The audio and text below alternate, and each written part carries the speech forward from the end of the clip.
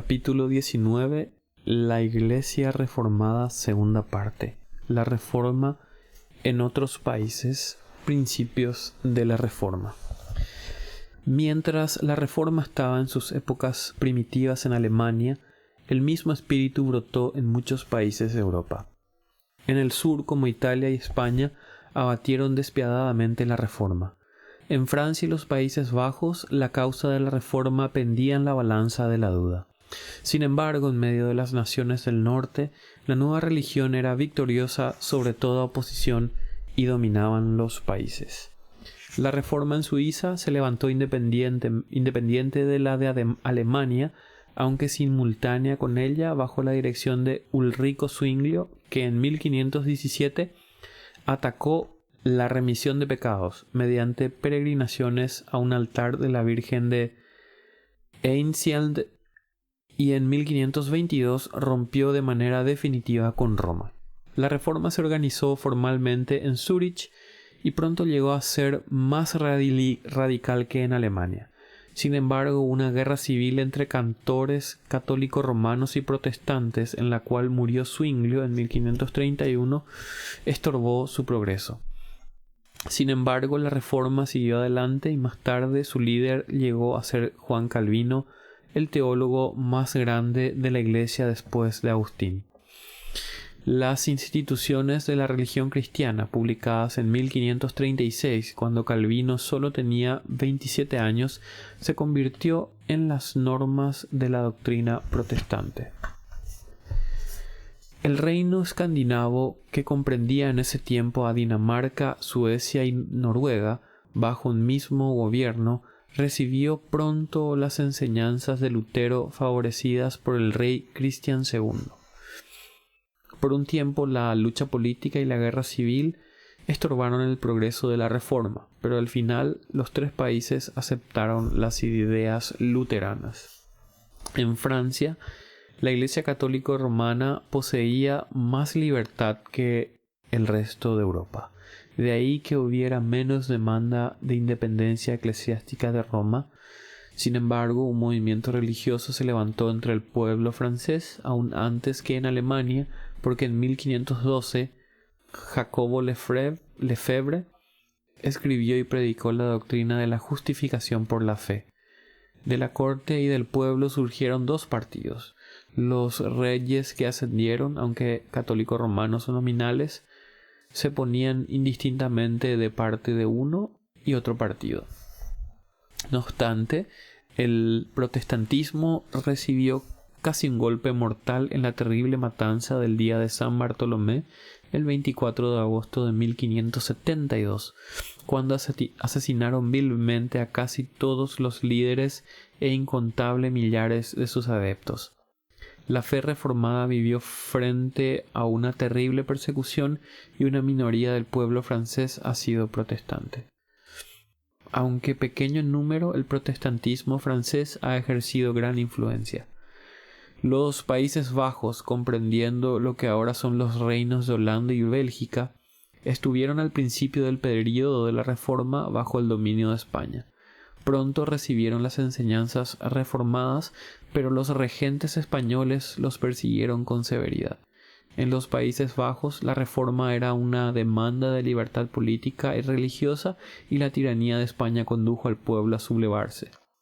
Después de una larga guerra y un increíble sufrimiento, los Países Bajos, bajo la dirección de Guillermo el Taciturno, al fin obtuvieron su independencia de España, aunque no se reconoció hasta 1609, 25 años después de la muerte de Guillermo. Al norte, Holanda llegó a ser protestante, pero Bélgica mantuvo su mayoría católica romana. El movimiento de reforma en Inglaterra pasó por varias épocas de progreso y retroceso, pero por sus relaciones políticas, por las diferentes actitudes de los soberanos que se sucedían y por el espíritu conservador de la naturaleza inglesa.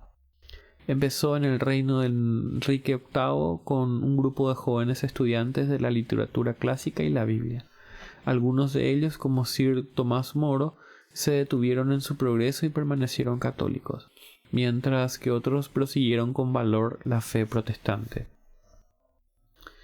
Uno de los líderes de la Reforma inglesa fue Guillermo Tyndale, quien tradujo el Nuevo Testamento a la lengua madre, la primera versión en inglés después de la invención de la imprenta. Esta, más que cualquiera otra, ha modelado todas las traducciones desde entonces. En 1536 Tyndale sufrió el martirio en Amberes. Otro líder fue Tomás Cranmer, arzobispo de Canterbury. Después de ayudar a hacer protestante a Inglaterra, se retractó bajo la romanista reina María Tudor con la esperanza de salvar su vida. Sin embargo, cuando lo condenaron a morir quemado, revocó su retractación. De Enrique VIII, la reforma recibió ayuda y también estorbo. Este se separó de Roma porque el Papa no quería aprobar su divorcio de la reina Catalina de Aragón, hermana del emperador Carlos V.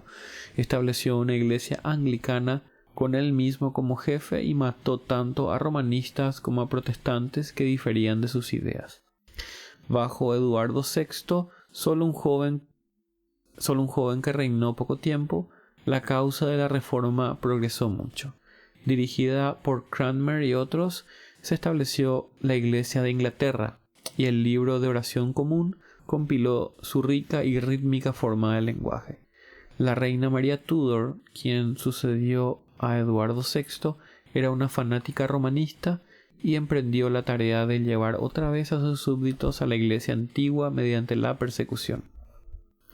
Reinó solamente 5 años, pero en ese tiempo más de 300 protestantes sufrieron martirio.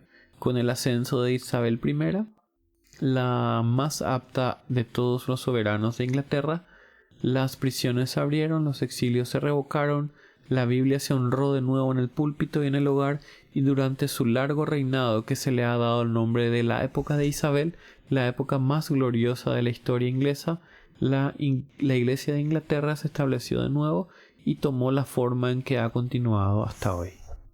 Al principio, la reforma tuvo un progreso muy lento en Escocia, donde la Iglesia y el Estado los gobernaban la férrea mano del cardenal Beaton y la reina regente María de Guise, madre de la reina María de Escocia.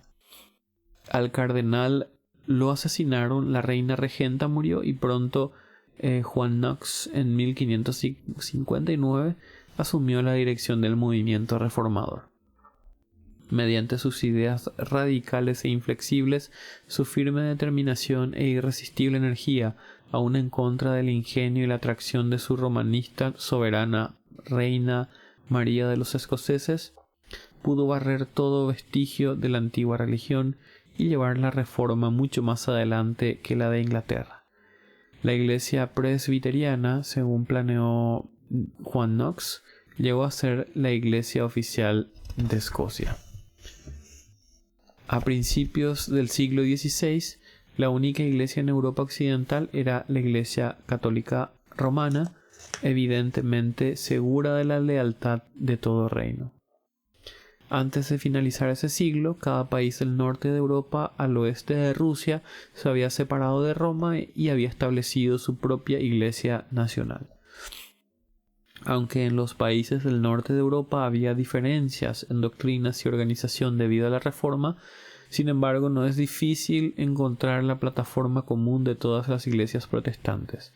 Los principios de la Reforma pueden considerarse 5. El primer gran principio es que la verdadera religión se funda en las Escrituras. Los católicos romanos habían sustituido la autoridad de la Biblia con la autoridad de la Iglesia. Enseñaban que la Iglesia era infalible y que la autoridad de la Biblia se debía a que la Iglesia la autorizaba. Prohibían las Escrituras a los laicos y se oponían decididamente a toda traducción que se hiciera en el lenguaje usado por el pueblo común. Los reformadores declaraban que la Biblia contenía las reglas de la fe y práctica y que no debía aceptarse ninguna doctrina a menos que la Biblia la enseñase. La Reforma trajo de nuevo la Biblia perdida al pueblo y colocó sus enseñanzas sobre el trono de la autoridad. Es por medio de los reformadores y sobre todo en los países protestantes que la Biblia ahora circula por millones de copias todos los años. Otro principio establecido por la Reforma fue que la religión debía ser racional e inteligente. El romanismo había introducido doctrinas irracionales en el credo de la Iglesia, como la transubstanciación, pretensiones absurdas como las indulgencias papales en su disciplina, costumbres supersticiosas como la adoración de imágenes en su ritual. Los reformadores, aunque subordinando debidamente la razón a la revelación, reconocían la primera como un don divino y demandaron un credo, una disciplina y una adoración que no violase la naturaleza racional del hombre. Una tercera gran verdad a la que se le dio énfasis en la Reforma fue la de la religión personal. Bajo el sistema romano existía una puerta cerrada entre el adorador y Dios, y para esa puerta el sacerdote tenía la única llave. El pecador arrepentido no confesaba sus pecados a Dios sino al sacerdote. No obtenía perdón de Dios sino del sacerdote, quien únicamente podía pronunciar la absolución. El adorador no oraba a Dios el Padre por medio de Cristo el Hijo, sino por medio de un santo patrón que se suponía intercedía por él ante un Dios demasiado elevado para que un hombre se allegase a él en esta vida terrena.